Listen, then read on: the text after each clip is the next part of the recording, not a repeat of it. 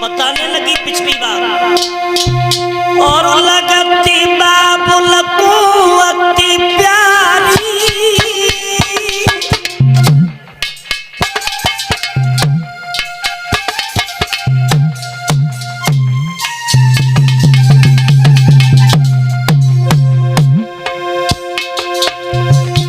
अरे कुंत भोज की सुता लगे बमुला को अति प्यारी।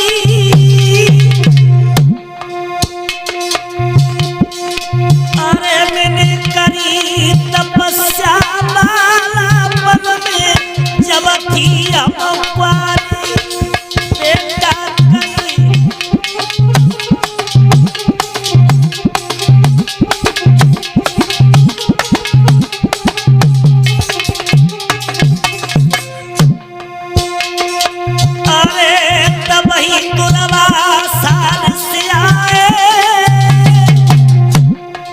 बताने लगी है कुंती।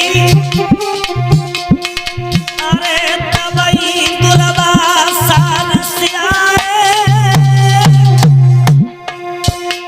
और सूर्य देव वह प्रकट मंत्र जब अपने अजबाए बेटा सूर्य।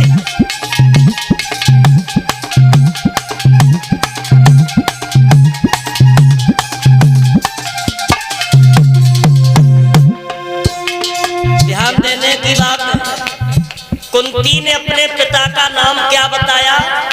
कुंत भोज। लेकिन ये कुंत भोज की लड़की नहीं थी, ये राजा सूरसेन की लड़की थी। और कुंत भोज कौन थे? सूरसेन के मित्र थे। तो सूरसेन से मित्र ने कहा था कुंत भोज ने कि मेरे कोई पुत्र नहीं है, न कोई पुत्री है और मेरा नाम डूब जाएगा। इसलिए हे राजा सूरसेन, तुम्हारे घर में अगर कोई संतान हो, या लड़की हो या लड़का हो, वो आप हमें दे देना। तब सूरसेन के लड़की पैदा हुई थी तो बचपन से ही अपने मित्र कुंत भोज को दे दिया था। तब राजा कुंत भोज ने उस लड़की का क्या नाम रखा था? कुंती। तो वही कुंती अपने बालापन की बता रही है कि बेटा जब मैंने तपस्या की थी तो दुर्वासा ऋषि ने आकर के एक मंत्र दिया था। वो मंत्र सूर्य भगवान को प्रसन्न करने के लिए। और जब मैंने मंत्र का जाप किया तो सूर्य भगवान मेरे पास आए थे।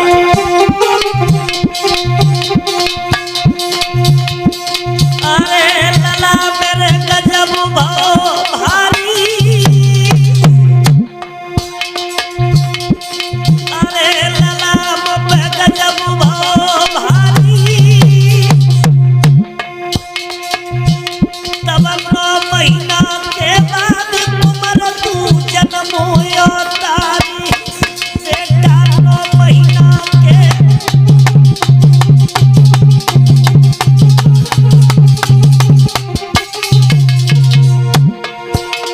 अरे रोई रही कुंती सी मैया।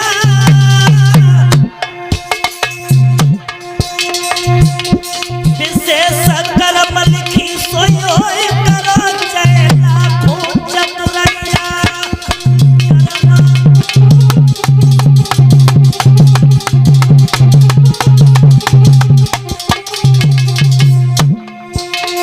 अरे बात तुम मत मानो झूठी, बेयोनी है बलवान हार को निगल गई फूटी। भैया होनी है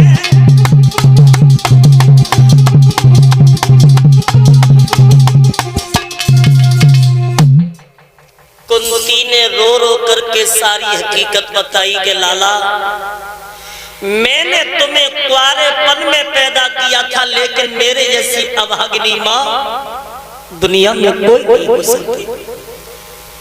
मेरा दोष इतना था कि बेटा मैंने समाज में बुराई छिपाने के लिए और तुझे पैदा होते ही संदूक में बंद करके नदी में फेंक दिया था। सो एक कर्ण पैरों में गिर गया। माँ तुमने जन्म दिया तो अच्छा किया, लेकिन जन्म देते ही देते मेरा गला घोट के क्यों नहीं मार दिया था। आज तो माँ की ममता दिखा रही हो, लेकिन माँ तूने मुझे 9 महीना अपनी कुच्छा में रखा, मैं तेरा ऋणी, तू हमसे कछु मांग ले। कुंती कहने लगी लाला और कुछ नहीं मांगने आई हूं, केवल इतना कहने आई हूं कि आप दुर्योधन का साथ छोड़ दीजिए और 5 भाइयों में मिलकर के रहिए, क्योंकि दुर्योधन अन्यायी है, दुष्ट है। सोई कर्ण कहने लगा मां मर सकता हूं, लेकिन दुर्योधन का साथ छोड़ नहीं सकता। बार बार कुंती समझाती है, लेकिन भक्तों ऐसी भी दुनिया में मां हो गई। कर्ण कहने लगा मैया अगर तुम नहीं मानते तो दिल खोल के मांग लो, किस उद्देश्य से आई। तो वो कुंती बोली लाला अगर पूछना चाहते हो तो सुनो, मैं तुम्हारे पास क्यों आई? अरे बच्चा बड़ा तो परशुराम के बेटा ही बलवान,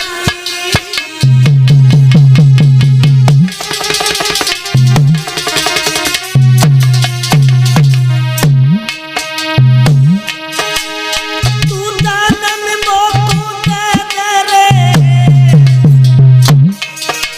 और दान में मोको दे रे, मांग रही बेदारी।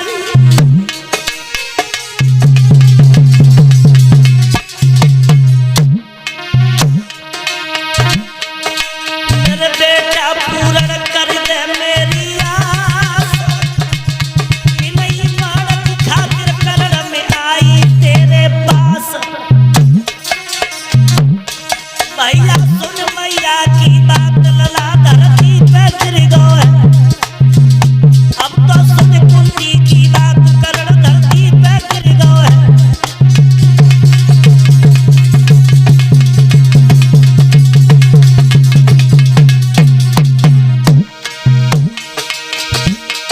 धरती पे गिर गए है, कर्ण धरती पे गिर गए है।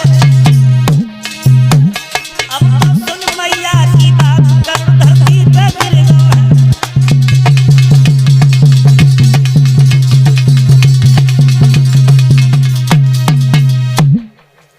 कुंती ने कहा कि हे बेटा और कुछ नहीं चाहिए, अगर देना चाहते हो तो मैं तुम्हारे पास केवल इसलिए आई हूं कि मैंने ये सुना है कि तेरे पास परशुराम वाले 5 बाण।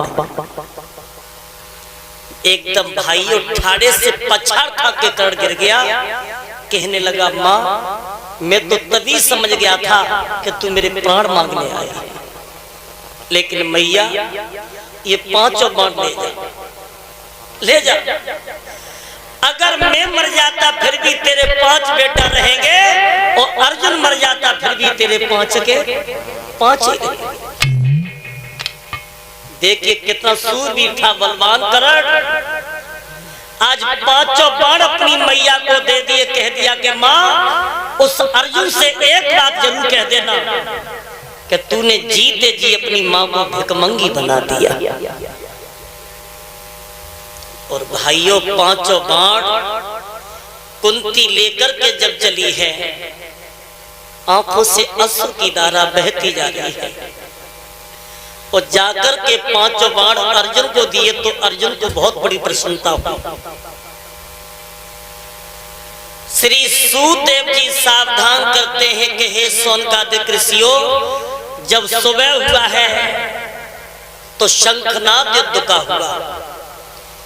कौरवों की तरफ से लड़ने के लिए कर्ण चला और पांडवों की तरफ से अर्जुन। तो कर्ण के रथ के सारथी है शल्य और अर्जुन के रथ के सारथी है भगवान श्री कृष्ण। जब ये दोनों योद्धा युद्ध स्थल में आए हैं, युद्ध प्रारंभ हुआ है। और जब युद्ध प्रारंभ होता है तो भक्तों कर्ण जब बाण छोड़ता है तो अर्जुन का रथ केवल 2.5 कदम पीछे हट जाता है। और वो अर्जुन जब अर्जुन बाण छोड़ते हैं तो कर्ण का रथ 7 कदम पीछे हट जाता है। तो कर्ण रोने लगा।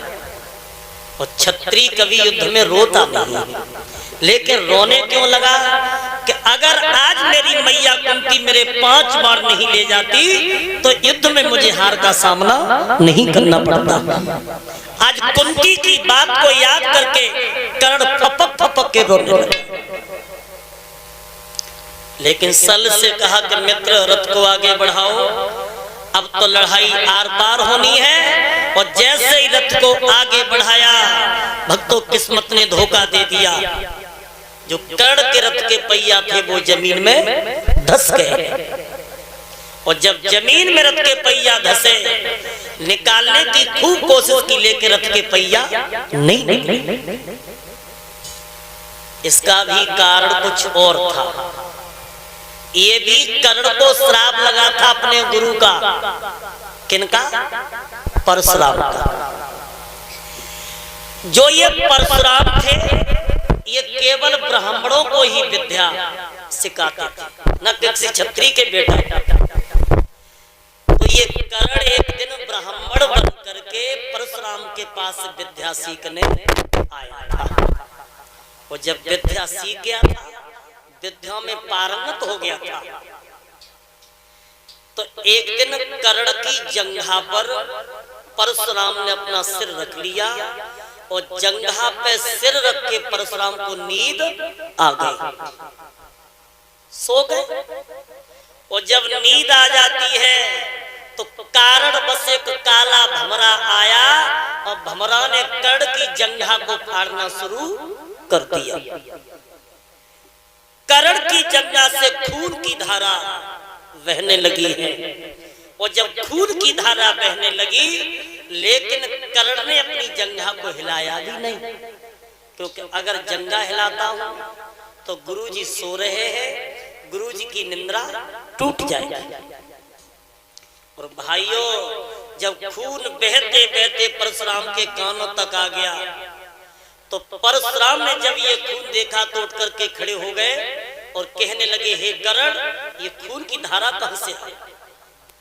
जवाब दिया, गुरुदेव माफ करना, मुझे काले भमरे ने काट लिया था, इसलिए मेरी जंघा से खून बह रहा है। सोई परशुराम समझ गए कि इतनी सहन शक्ति एक ब्राह्मण के बेटा के अंदर नहीं हो सकती। ये कोई ब्राह्मण नहीं है, ये कोई क्षत्रिय है।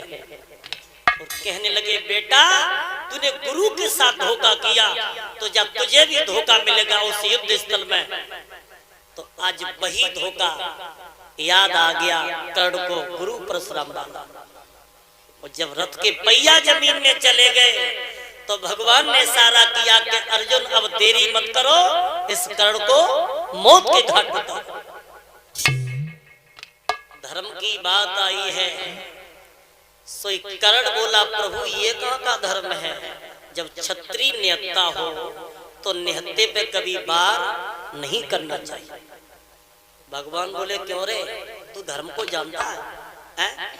आज तू धर्म की बात कर रहा है, उस दिन तेरा धर्म कहां गया था जिसमें वो द्रौपदी लज्जा की चादर ओढ़ करके भीख मांग रही थी?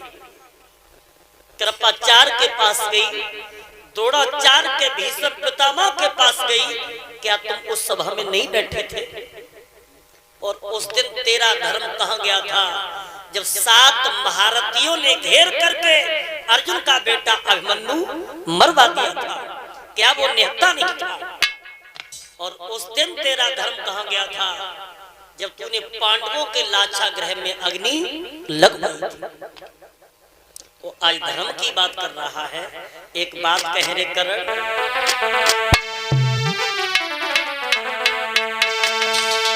और आई तो याद रे धर्म की, और अंत समय पे आई, और जे याद पहले आ जाती तो होती ना।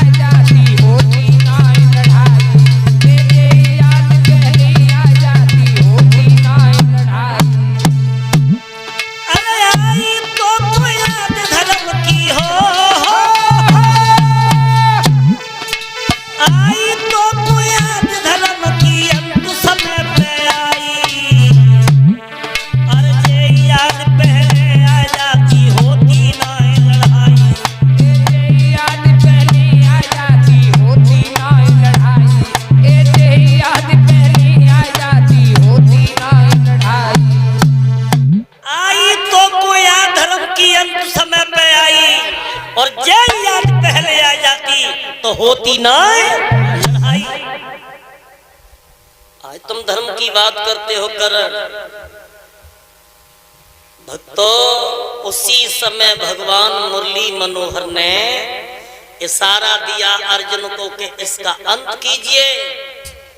सो भक्तों, बाणों की बौछार आज अर्जुन ने कर्ण के ऊपर करी है।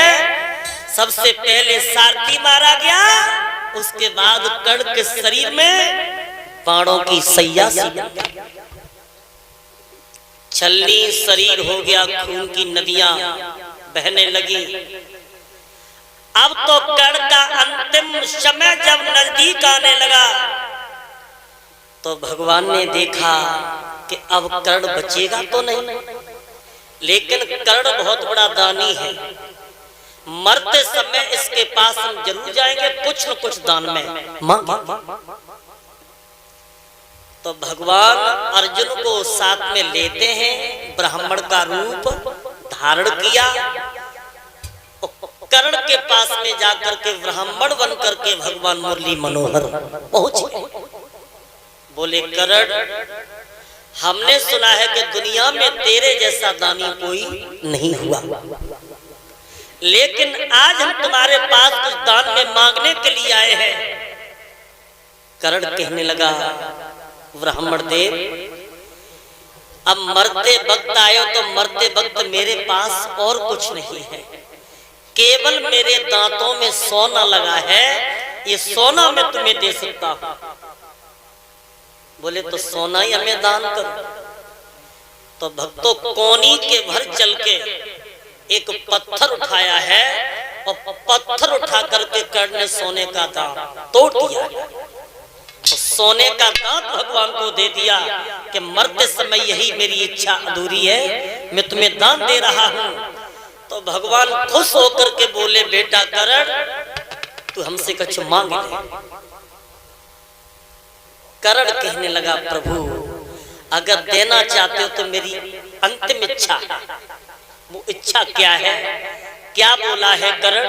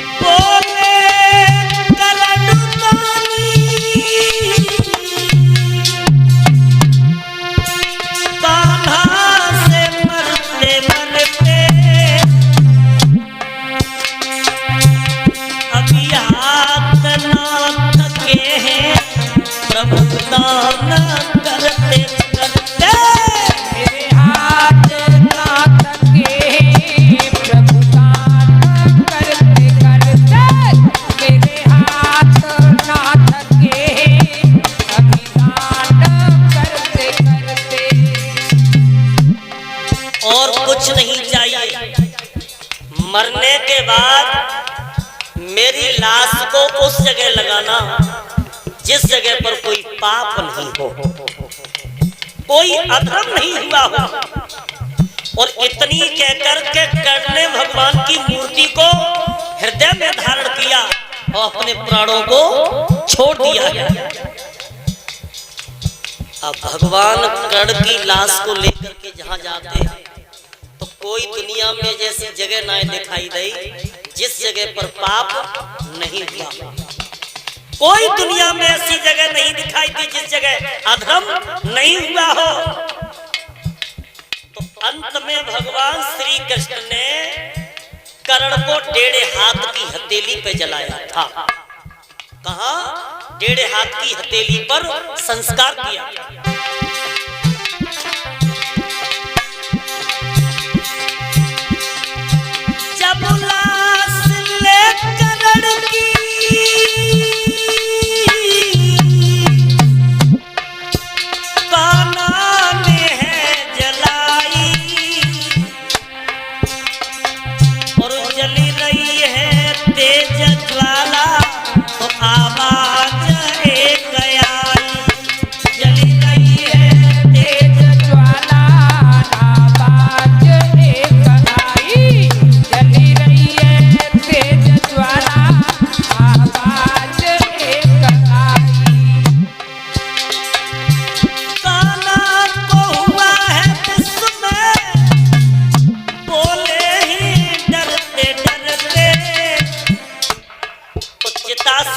यही आवाज आ रही है, प्रभु हाथ नाथ के अभी दानो करते करते, मेरे हाथ नाथ के प्रभु दान करते करते, मेरे हाथ नाथ के प्रभु दान करते करते।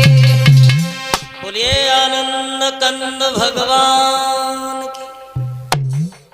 कर्ण का भक्त तो अंत हो गया, और जब कर्ण का अंत होता है तो सभी पांडव लौट करके अपने अपने कक्षों में आए हैं। तो कुंती ने अर्जुन से पूछा कि बेटा अर्जुन आज के युद्ध में क्या हुआ? अर्जुन हंसने लगे, बोले माँ आज के युद्ध में हमने उस दुश्मन को मौत के घाट उतारा जिसका नाम था कर्ण। ठाड़े से पछाड़ कुंती खा गई, और पछाड़ खा के कुंती रोने लगी और कहने लगी बेटा आज तुमने अपना दुश्मन नहीं मारा, अपना सगा भैया मौत के घाट उतारा। भाइयों रो रो करके कुंती ने जब सारी हकीकत बताई कि मैंने उसे कुंवारेपन में पैदा किया था, तुम पांचों से बड़ा था, तो पांचों पांडव बहुत रोए। कहने लगे माँ अगर ये वृतांत तो हमें पहले ही बता देती तो आज भैया भैया के हाथों से नहीं मारा जाता। धर्मराज ने सुना तो धर्मराज ने औरत जात को ही श्राप दे डाला। माँ आज से मैं नारी जात को ये श्राप देता हूँ कि आज से औरत के पेट में कभी बात रुकेगी। ये श्राप किसका लगा हुआ है? धर्मराज का। तभी से स्त्री के पेट में बात कबू रुकत है। कितनी वो अच्छी होए कितनी बुरी होए, अगर नेको मौका मिलेगा तो पड़ोसनियां को जरूर बताएंगे। इस तरीका से भक्तों कर्ण का अंत हुआ। अब तो दिन प्रतिदिन युद्ध का नजारा बदलता जाता है। चलते चलते युद्ध को 17वां दिन हुआ, और जब 17वां दिन हुआ है तो 17वें दिन में भीमसेन ने दुर्योधन की जंघा को तोड़ दिया। और जब दुर्योधन की जंघा 17वें दिन टूट चुकी है तो दुर्योधन वहां से भागो और अच्छोद नामक तालाब पर जाकर के छिप गया। और तालाब पे छिप करके ये पड़ा पड़ा रोने लगा। अब सोचने लगा ऐसा कोई सेना में सेनापति नहीं रहा जो मेरा बदला ले सके। और उस समय मेरे भगवत प्रेमियों द्रोणाचार्य का बेटा अश्वत्थामा नहीं मारा गया था, अश्वत्थामा जीवित था।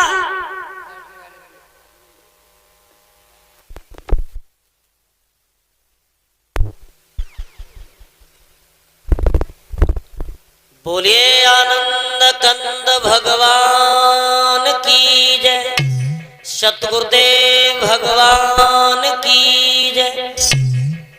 2 लाइन का कीर्तन बोल लीजिए तालियों के साथ। आगे महाभारत का बहुत सुंदर प्रसंग आ रहा है।